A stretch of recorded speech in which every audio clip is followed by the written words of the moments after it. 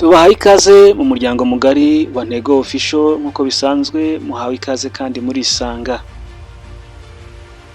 Uyu munsi tugiye kugaruka ku mugabo akaba umukire mujejetafaranga witwa Coach Gael wubatse amateka mu muziki w'u Rwanda n'imyidagaduro.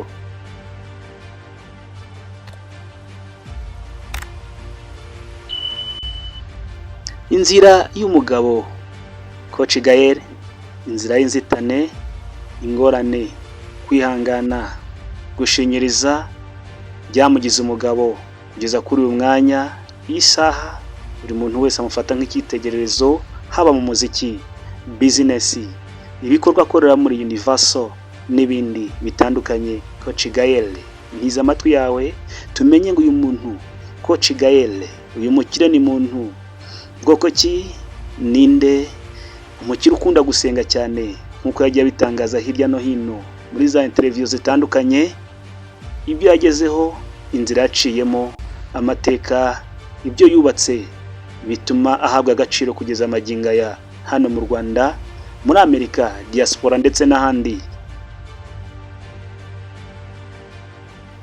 Amazina ye yitwa Kalomba Gael, uzwi ku izina rya Coach Gael.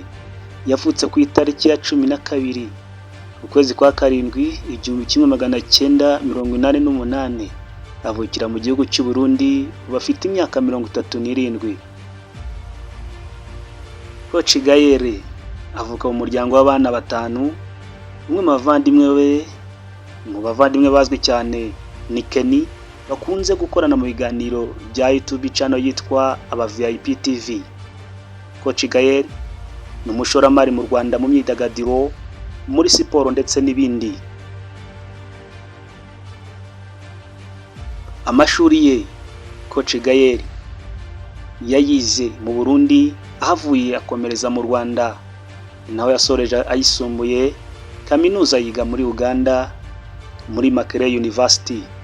Nyuma yaho yagiye gushaka impamyabumenyi y'icyiciro cya 3 cya kaminuza mu Buhinde mu ishami ry'ibarurishamibare, asoza muri 2013.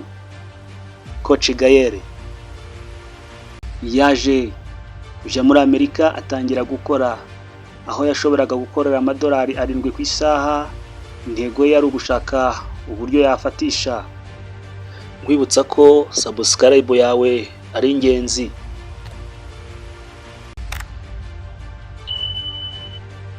Coach Gael avuga ko yakoraga utuzi twinshi ndetse yigiriye inama yo kubika kugira ngo yirinde gusesagura. Yakoraga amasaha 120 mu cyumweru, agakora utuzi 4. Akazi kamwe niko kamucumbikiraga. Muri uko gucumbikirwa ntiyari yemerewe kuhaba muri weekend kuko hakorerwaga imirimo imusaba kwiheza muri weekend. Kubw'iyo mpamvu rero byamusabye kwihanganira iminsi 2 mu cyumweru, weekend gusa. Yitegereje mu gutekereza ko abona ko gukodesha inzu y'iminsi 2 byamugora, ahitamo kujya yirarira mu modoka. Muri uko kwizirika, Coach Gael yaje kugwiza ibihumbi 50 by'amadolari. Umunyarwanda yari amafaranga arenga 63 z'amanyarwanda. Byamusabye umwaka umwe gusa. Yaje kwimuka ava mu mujyi yari atuyemo kuko wari uhenze, ajya kugura inzu ahadahenze. Yari ifite imiryango 4, ikagira ibyumba 4, akaba muri umwe, indi akayikodesha. Tukiraho yarafashe inguzanyo muri banke, amafaranga bapangaye bamwishyuraga niyo yishiyemo banke. Ideni yageze hararirangiza, noneho yinjira mu bushakashatsi bya nyabyo. Yavuze ko ubu akoresha abazungu muri business ze barenga 200. Nyuma yagarutse mu Rwanda gushora imari. Yatangiye kuvugwa cyane ubwo yagarakaga mu Rwanda, agakorana umushinga n'umuhanzi witwa The Ben w'indirimbo Why, yakoranye na Diamond Platnumz. Kandi bivugwa ko amafaranga yatanzwe kuri iyi ndirimbo Why ari amafaranga yose yakusanyirwa agatangwa n'uwitwa Coach Gael, ubwo umuproducer witwa Made BT yayikoraga mu buryo bw'amajwi. Nyuma yaje gukorana n'umuhanzi Bruce Melody mu nzu yafashaga abahanzi y'umuziki yitwa 155 AM, ikaba inabarizwamo abahanzi nka Element, akaba na producer wayo na Kenny Solo. Roskana nawe yari arimo ariko yayisohotsemo mu minsi yashize. Bruce Melody agikorana na Coach Gael yahise akorana n'umuhanzi ukomeye wubatse ibigwi hano ku isi witwa Shaggy, bakorana indirimbo yitwa When She's Around. Iyi ndirimbo akimara kuyikorana na Shaggy byatumye atumirwa ku maradiyo akomeye cyane no mu bitaramo bikomeye cyane muri iki gihugu cya Amerika, ndetse n'ibindi binyamakuru ari byandika byagiye bitumira Bruce Melody ari kumwe na Shaggy bapresenta cyangwa se ubwo babamazaga bakora promotion y'indirimbo yitwa When She's Around. Coach Gael kandi, Coach Gael niwe wubatse inzu y'imyidagaduro ikorerwamo imikino itandukanye, studio ndetse n'ahafatirwa amafunguro n'ibyo kurya n'ibyo kunywa, ahakinirwa imikino, ya mikino ikorerwa kuri internet ndetse n'ibindi. Ni inzu urebye inejeje kandi y'ikinyejana, ibarizwamo imyidagaduro yose aho iva ikagera.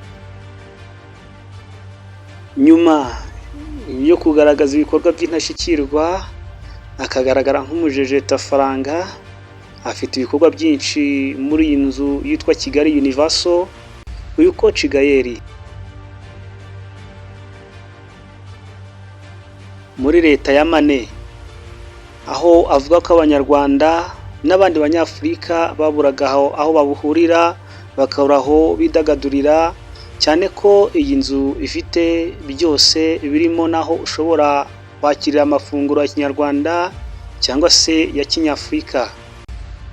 Nyuma yo gufungura iyi nzu hano muri Amerika muri leta ya Mane, uyu Coach Gael ntarahagarara gushora imari kuko yanashoye mu ikipe ya UGB, ni ikipe ya basketball ibarizwa hano i Kigali.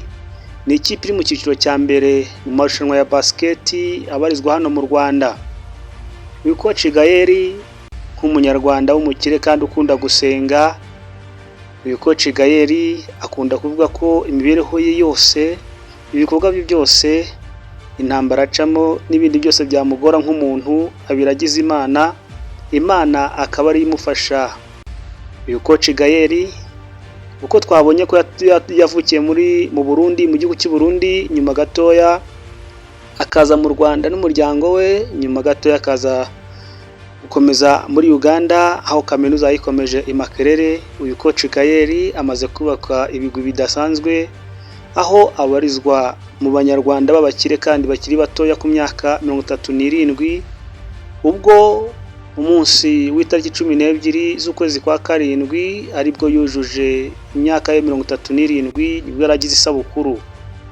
Mukomeze kutwibuka no gukanda subscribe, cyo gukora murakizi.